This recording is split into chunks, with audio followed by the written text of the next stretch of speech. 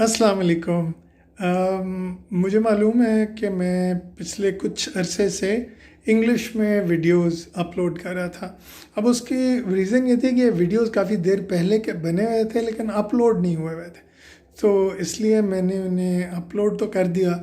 लेकिन मेरा ख़्याल है कि अब मैं ज़्यादातर वीडियोस जो हैं वो उर्दू स्लैश हिंदी में बनाऊंगा, ताकि मेरी ऑडियंस जो है, जिसकी अक्सरियत पाकिस्तान में है और कुछ परसेंटेज जो है वो इंडिया में भी है, वो लोग भी जो हैं उनकी अक्सरियत जो है इन वीडियोस से मुस्तफ़ीद हो सके।